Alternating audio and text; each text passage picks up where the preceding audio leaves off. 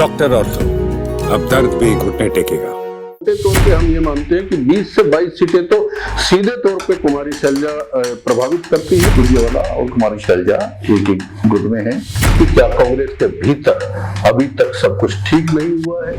भूपेंद्र सिंह हुड्डा 90 में से हमारे तो लगभग 70 सीटों पर अपने समर्थकों को टिकट दिलवाने में कामयाब रहे।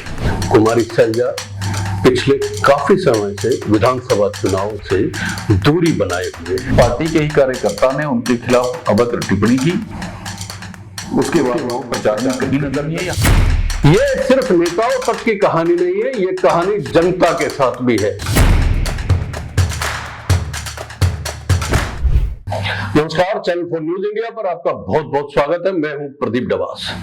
दोस्तों, हम लगातार चुनाव के रंगों की, सियासत के रंगों की बात करते आ रहे हैं। इस रंग में एक रंग रूसने मनाने का भी है। रूठ जाने का, मनाने का यह सिलसिला जब टिकटें वितरित होती हैं उसके बाद ज्यादा बढ़ जाता है। जिनके संभावनाएं, जिनको लगता है कि वो बेहतर काम कर रहे हैं और उनको वो चीजें नहीं मिल पा रही है जो वो डिजर्व करते हैं, तो फिर रूसने का सिलसिला शुरू हो जाता है, फिर मनाने का सिलसिला भी शुरू हो जाता है। ये सिर्फ नेताओं तक की कहानी नहीं है, ये कहानी जनता के साथ भी है। अब प्रत्याशी जब मैदान में उतर चुके हैं और लोगों तक जनसंपर्क का काम वो लगातार कर रहे हैं, तो ऐसे में सवाल तो जनता पूछेगी और पूछ भी रही है। और वादे जो किए गए थे वो पूरे नहीं हुए, तो फिर जनता विरोध भी कर रही है। ये विरोध का, रूसने मनाने का जो सिलसिला है इस चुनाव में, इसका एक रंग आप सब लोग देख रहे हैं। लगातार खबरें आ रही हैं, लेकिन जनसंपर्क एक ऐसी चीज है जिसमें आप लोगों तक जब पहुंचते हैं तो अपने मन की बात भी करते हैं और उनके मन की बात भी समझते हैं। कई बार चीजें सुलझ भी जाती हैं। देवेंद्र बबली का जब विरोध हो रहा था, किसानों ने विरोध किया, तो आज टोहाना में उन्होंने हाथ जोड़ के माफी मांगी। अब इस माफी का कितना असर होगा ये देखने की बात है, लेकिन जनसंपर्क तो रूसने और मनाने के सिलसिले की एक कड़ी होता है। सबसे बड़ा सवाल ये है कि कांग्रेस के भीतर जो रूसने मनाने का सिलसिला है, भारतीय जनता पार्टी अब उससे आगे निकल चुकी है, लेकिन कांग्रेस के भीतर ये साफ दिखाई देने लगा है। दोस्तों, कुमारी शैलजा पिछले काफी समय से विधानसभा चुनाव से दूरी बनाए हुए हैं, या दिखाई नहीं दे रही है। हम ये कहें कि दूरी बनाए हुए हैं तो गलत होगा, लेकिन विधानसभा चुनाव में जिस तरह से उन्हें मैदान में होना चाहिए था उस तरीके से वो दिखाई नहीं दे रही है। तो इसको लेके सवाल खड़े हो रहे हैं कि क्या कांग्रेस के भीतर अभी तक सब कुछ ठीक नहीं हुआ है? क्यों उन्होंने इस महत्वपूर्ण चुनाव के दौरान, जब सब कुछ पीक पे है, अपने चरम पे है, चुनाव प्रचार से दूरी बनाई हुई है? इन सब पर हम बात करेंगे, चुनाव के इस रंग पर बात करेंगे। और हमारे साथ लगातार नवीन धमीजा साहब बने हुए हैं। आप उनकी टिप्पणियां सुनते हैं। मैं तो ये कहता हूं कि जब वो बोलते हैं तो उनके तर्कपूर्ण विचार हमेशा प्रभावित करते हैं। नवीन जी, स्वागत है आपका। धन्यवाद आवाज जी। नवीन जी, इतने साल का अनुभव आपको है, आप लगातार हरियाणा की राजनीति देख रहे हैं, समझ रहे हैं, इतने इलेक्शन आपने कवर किए होंगे और बड़े नजदीकी से आपने सियासी रंग को देखा है, कितना गहरा, कभी कभी हल्का हो जाता है। लेकिन ये जो सिलसिला होता है जो इस बार देखने को मिल रहा है, हम सीधा सबसे पहले बड़ा सवाल करते हैं। जी डबाज जी, कुमारी शैलजा दिखाई नहीं दे रही है। देखिए डबाज जी, लोकसभा चुनावों के बाद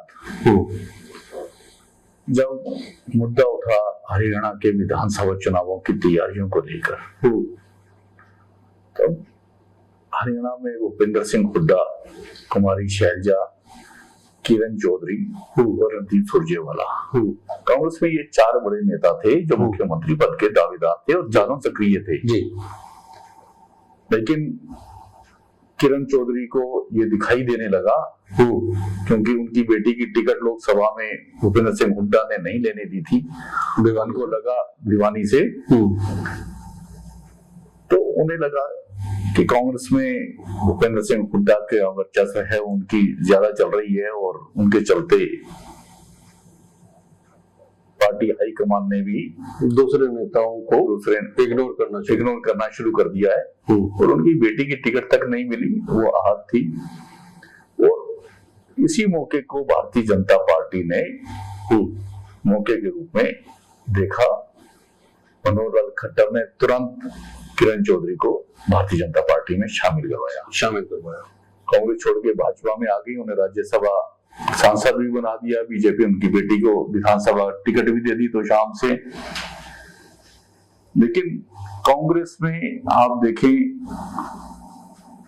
भूपेंद्र सिंह हुड्डा और कुमारी शैलजा, रणदीप सुरजेवाला और कुमारी शैलजा एक गुट में है।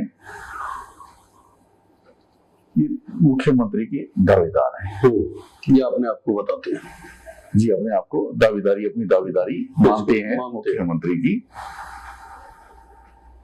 और जब विधानसभा चुनावों की घोषणा हुई, बात हुई टिकट वितरण को लेकर, भूपेंद्र सिंह हुड्डा इस पर हावी रहे। भूपेंद्र सिंह हुड्डा 90 में से हमारे तो लगभग 70 सीटों पर अपने समर्थकों को टिकट दिलवाने में कामयाब रहे। लेकिन जब उनसे पूछा जाता है वो कहते हैं ये तो आपकी परसेप्शन है, टिकटें तो आला कमान ने बांटी है और जो जैसा परफॉर्म कर सकता है उसका चेहरा देख के और उसकी परफॉर्मेंस देख के टिकटें बांटी गई है। वो तो 3-4 दिन से लगातार एक ही स्टेटमेंट दे रहे हैं। देखिए, वो भले ही इस बात को ना माने या वो स्टेटमेंट दे, राजनीतिक स्टेटमेंट है, लेकिन पत्रकार के नाते हम और आप जब आंकलन करते हैं, हम देखते हैं कि लगभग उन्होंने 70 के आसपास अपने समर्थकों को टिकटें दिलवाई। कुमारी शैलजा को अंबाला और सिरसा तक सीमित कर दिया। वहां भी मतलब सभी उनके समर्थकों को नहीं दी जा सकी, मात्र 7-8 समर्थकों को उनको टिकटें दी गई। जबकि लोकसभा में तो 9 विधानसभा आते हैं, तो इन 2 लोकसभा क्षेत्रों में भी उनको 7-8 टिकटें उनके समर्थकों को दी गई। तो बात वहां तक भी नहीं थमी। नामांकन हुए, चुनाव प्रचार जब शुरू हुआ, तो पिछले दिनों कांग्रेस के ही कार्यकर्ता ने उनके खिलाफ एक अभद्र टिप्पणी की, जाति सूचक टिप्पणी की। उस जाति सूचक टिप्पणी के बाद अब ये देखिए, कुमारी शैलजा प्रचार से बिल्कुल हट गई। तब तक वो नहीं हटी थी मैदान में, तब तक मैदान में थी।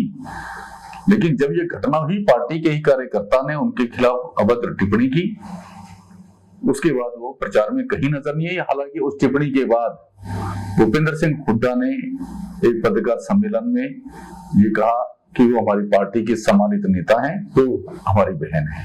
और अगर कोई ऐसा तो एक किस्म से भूपेंद्र सिंह हुड्डा ने एक सफाई दी, उन्हें सफाई देनी पड़ी इसके लिए, या चीजें संभालने की कोशिश की, निश्चित रूप से, क्योंकि उन्हें पता था कि पार्टी हाईकमान इस पर एक्शन लेगा, इस पर उनसे जवाबदेही होगी, बातचीत होगी। उन्होंने अपनी तरफ से चीजें संभालने की भी कोशिश की, सफाई भी दी। लेकिन कुमारी शैलजा उसके बाद से हरियाणा में चुनाव प्रचार से गायब हैं। और कुमारी शैलजा के साथ देखिए, कांग्रेस ये मान के चल रही थी एक बड़ा दलित वोटर कुमारी शैलजा के साथ है। जी, इसमें कोई दो राय नहीं है। देखिए, कुमारी शैलजा का अपने आप को मुख्यमंत्री का दावेदार पेश करना कांग्रेस के लिए इसलिए भी फायदेमंद था क्योंकि हरियाणा में लगभग 21% दलित वोटर है, बड़ा वोट बैंक है। और कांग्रेस ने एक बार भी उनको नहीं कहा कि भी आप मुख्यमंत्री की दावेदार नहीं हो। लेकिन उन्होंने एक सूचना ये आ रही है कि अब राहुल गांधी ने बुलाया है कुमारी शैलजा को शायद चीजें और ठीक करने के लिए, और अगर उसके बाद वो मैदान में आती है प्रचार के लिए तो फिर स्थितियां क्या हो सकती है। देखिए, उनको बुलाया है और राहुल गांधी या प्रियंका गांधी जब हरियाणा में चुनाव प्रचार के लिए उतरेंगे तो निश्चित तौर पे कुमारी शैलजा उनके मंच पे नजर आएंगी। राजनीति है, क्योंकि उनको पता है उनके मंच पर वो रहेंगी, पार्टी में उनका कद भी बढ़ता है। और निश्चित उस वक्त पत्रकार उनसे सवाल जवाब भी करेंगे, उनसे पूछेंगे कि आप चुनाव प्रचार में गए रही, राहुल गांधी या प्रियंका गांधी के मंच पे नजर आ रही हैं, इससे पहले आप गायब रही। और वो इस बात को नहीं मानेंगे कि वो गायब रही। देखिए उनका जो जवाब होगा, आप और हम पत्रकार हैं, हम ये भी जानते हैं वो इस बात को नहीं मानेंगे। वो कोई ना कोई ऐसा तर्क देगी, कोई ना कोई बात कहेंगी कि जिससे ये लगे कि वो उनके गायब होने का या चुनाव प्रचार से अलग होने का एक कोई ना कोई कारण वो रहा हो, लॉजिक देंगी। एक बड़ी महत्वपूर्ण बात नवीन जी आपने की, उस पे जिक्र करना जरूरी है, क्योंकि आपने कहा सिरसा और अंबाला लोकसभा सीटों पर उनका विशेष प्रभाव है। इसके अलावा 21 से 22 मैं मानता हूं, क्योंकि सबके किसी के पास जातिगत जनगणना तो है नहीं, तो किसी के पास विशेष तरीके से तो आंकड़ा नहीं है, लेकिन 20 से 22% मोटे तौर पे हम मानते हैं कि दलित वोट है हरियाणा में। इसके जो अगर हम लोकसभा की बात करें, एक लोकसभा में 9 विधानसभा क्षेत्र आते, तो 18 विधानसभा क्षेत्रों पे तो उनका मोटे तौर पे हम कह सकते हैं कि प्रभाव है। फिर प्रभु वाला गांव उनका हिसार में आता है, तो हिसार की कई सीटों पर भी उनका प्रभाव माना जा सकता है। तो मोटे तौर पे हम ये मानते हैं कि 20 से 22 सीटें तो सीधे तौर पे कुमारी शैलजा प्रभावित करती है, और इसके अलावा जो दलित वोट पूरे हरियाणा में है जो कुमारी शैलजा के साथ जुड़ा हुआ है, वो जो है वो भी इस जो कुमारी शैलजा का इस समय जो रवैया है उससे कहीं ना कहीं प्रभावित होगा। तो इसका आने वाले विधानसभा चुनाव में कांग्रेस के मद्देनजर क्या इफेक्ट हो सकता है? देखिए,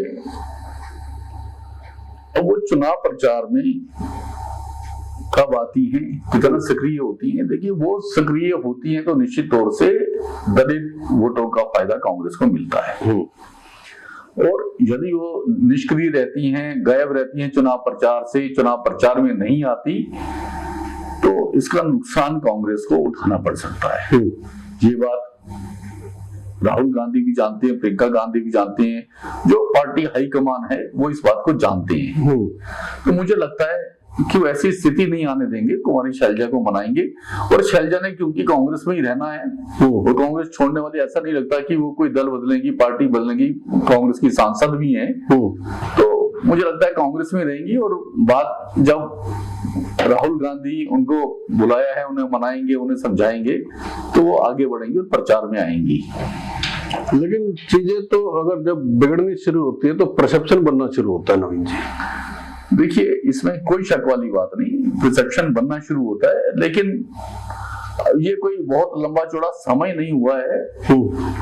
अभी करीब 2 हफ्ते चुनाव प्रचार के हैं, और इसमें अगर वो सक्रिय होकर के काम करेंगी तो मुझे लगता है, क्योंकि दलित वोटर भी ये चाहता है वो वोट वहां दें जिसकी सरकार बन रही हो, या उन्हें लगता है कि जहां वो सुरक्षित होंगे। अच्छा, जो कुमारी शैलजा का रवैया है, जिस तरह से भारतीय जनता पार्टी कांग्रेस को लेकर प्रचार कर रही है, दलित विरोधी चेहरा बताने की कोशिश कर रही है अपने मैनिफेस्टो में भी उन्होंने, और मोदी तो लगातार जो है वो उन्होंने कुरुक्षेत्र में अपनी जनसभा में कहा, बीजेपी आई तो आरक्षण खत्म करेगी, कांग्रेस आई तो आरक्षण खत्म करेगी। तो ऐसे में एक दलित चेहरा जो कांग्रेस के पास था, जो इन आरोपों की काट कर सकता था, वो अगर सक्रिय नहीं है तो दलित वोट पे क्या फर्क पड़ेगा? देखिए, मैं वही बात कह रहा हूँ, हरियाणा में लगभग 21% दलित वोट है, बड़ा वोट बैंक है हरियाणा में। बहुत सारी सीटों पर, लगभग 35 सीटों के आसपास, देखिए हरियाणा में 17 सुरक्षित सीटें हैं, और लगभग इतनी ही सीटें और हैं जिन पर दलित वोट प्रभाव करता है। देखिए, 34-35 सीटों के आसपास सीटों पर असर पड़ता है। तो मुझे लगता है कि यदि शैलजा को हाईकमान नहीं बना पाया तो कांग्रेस को उसका नुकसान उठाना पड़ सकता है। लेकिन जहां तक मुझे लगता है कि कांग्रेस उन्हें मना लेगी, पार्टी हाईकमान उन्हें मना लेगा, और चुनाव प्रचार करेंगी। अच्छा, शैलजा पार्टी लाइन से हटके कभी बात भी नहीं करती? हाँ, उन्होंने कभी पार्टी लाइन से हटके बात नहीं की। हालांकि उन्होंने मुख्यमंत्री की दावेदारी की, विधानसभा चुनाव लड़ना चाहती थी, लेकिन पार्टी हाईकमान ने उन्हें इस बात की इजाजत नहीं दी, उनको टिकट नहीं दी। वो इस बात से भी आहत थी, और फिर ऊपर से जो घटना घटी, ये उनके लिए उनको ज्यादा चोट पहुंचा गई, जिसकी वजह से चुनाव प्रचार से हटे। अच्छा नवीन जी, जब किसी भी नेता का कद बड़ा हो जाता है और चीजें उसके अनुकूल नहीं होती या उसके कहने के मुताबिक नहीं हो पाती। अब देखिए नारनौंद का उदाहरण हम देते हैं, डॉक्टर अजय चौधरी के कंधे पे उन्होंने हाथ रखा और इतनी बड़ी जनसभा में अगर वो ये कहती है कि डॉक्टर अजय चौधरी को भारी बहुमत से आप लोगों को जिताना है, और अगर अजय चौधरी का ये सीधे तौर पे ये स्टेटमेंट कुमारी शैलजा का दे देना, उसके बाद अजय चौधरी की टिकट ना मिलना, तो अगर इतना बड़ा नेता बोल रहा है, कद तो है, प्रदेश अध्यक्ष भी रही है, केंद्र में मंत्री रही है और सांसद हैं, तो कद है, और इतना बड़ा कद होने के बाद अगर वो 2 सीटें वो अपने भतीजे को टिकट दिलवाना चाह रही थी, वो डॉक्टर अजय चौधरी को टिकट दिलवाना चाह रही थी, और दोनों टिकटें जब नहीं हुई हैं तो एक मन में टीच तो होती है। वो तो सोचता है कोई भी नेता हो चाहे कि अगर वो ठीक ठाक कद रखता है तो इतना सम्मानजनक तो अपने साथ ट्रीटमेंट चाहेगा वो।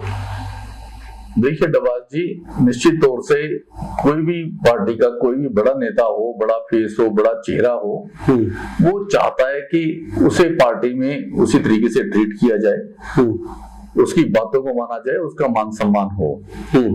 इससे पहले अब ये देखिए, कांग्रेस में जब से हरियाणा में कांग्रेस की सरकार हुई, भूपेंद्र सिंह हुड्डा मुख्यमंत्री बने, तब से वो कांग्रेस पे हावी हो गए हरियाणा में। तो इससे पहले हम देखें, अशोक तंवर की बात करें, किरण चौधरी की बात करें, भूपेंद्र सिंह हुड्डा इस कदर हावी हो गए कि उनको पार्टी छोड़नी पड़ी, कुलदीप बिश्नोई को पार्टी छोड़नी पड़ी।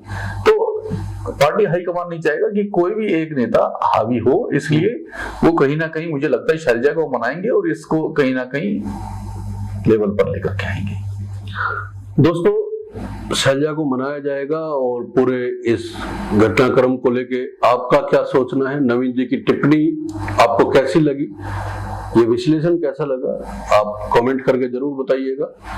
ये शो अच्छा लगे तो लाइक कीजिए, शेयर कीजिए और चैनल को सब्सक्राइब करना ना भूलें। धन्यवाद नवीन जी। धन्यवाद डबाज जी। धन्यवाद दोस्तों। नमस्कार।